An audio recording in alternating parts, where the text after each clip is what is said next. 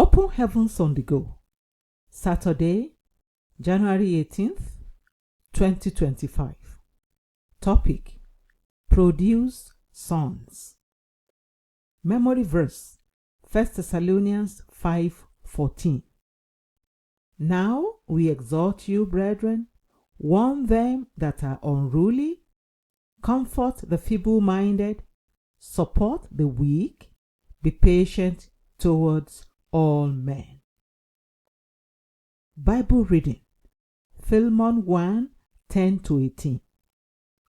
I beseech thee for my son Onesimus, whom I have begotten in my bonds, which in time past was to thee unprofitable, but now profitable to thee and to me, whom I have sent again. Thou therefore receive him, that is, mine own bowels, whom I would have retained with me, that in thy stead he might have ministered unto me in the bonds of the gospel. But without thy mind would I do nothing, that thy benefit should not be as it were of necessity, but willingly. For perhaps he therefore departed for a season, that thou shouldest receive him forever. Not now as a servant, but above a servant, a brother beloved, specially to me, but how much more unto thee, both in the flesh and in the Lord?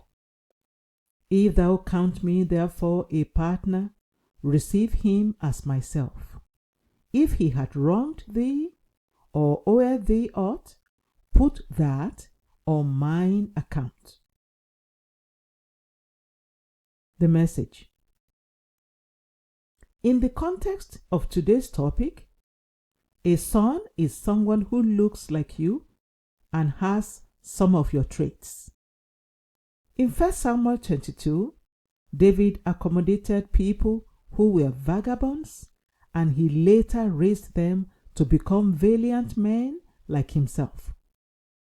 Jesus Christ spent only 3.5 years with his disciples, but by the time he left, they had been so transformed that they were just like people who had gotten formal education. Acts 4:13. When someone has spent some time with you, can other people notice a positive difference in him or her? The Bible says that if you delicately bring up a servant from childhood, that servant will later become a son to you. Proverbs 29:21. Childhood here refers to a time when a person doesn't understand much about life. If you have people working with you, raise them like they are your children. Correct them when the need arises. Teach them the things they need to learn, and don't give up on them while they are still working on their weaknesses. After a while, they will become just like sons and daughters to you. Many people say that they cannot tolerate nonsense when, in reality, they are just impatient with people. Such people forget that patience is a fruit of the Spirit. Galatians 5:17.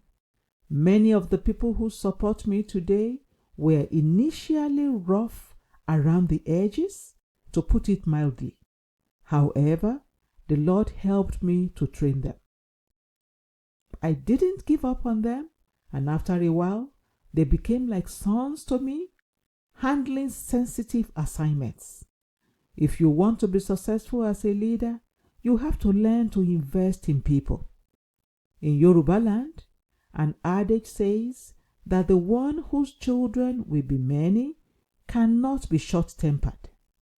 Sometimes, the reason people are lonely is that they have driven the children God sent their way out of their lives by their intolerance. There are many people with great potential out there that can become great if someone trains them.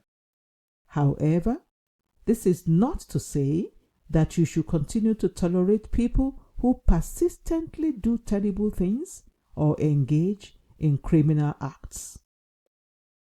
After many warnings and efforts to change such people, if they refuse to change, you can handle the case as Paul did in 1 Corinthians 5:5.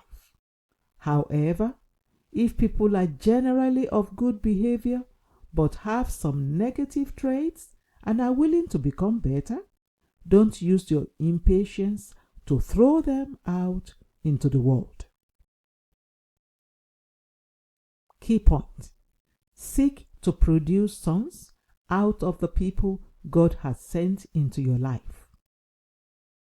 Bible reading in 1 year: Exodus 8-10.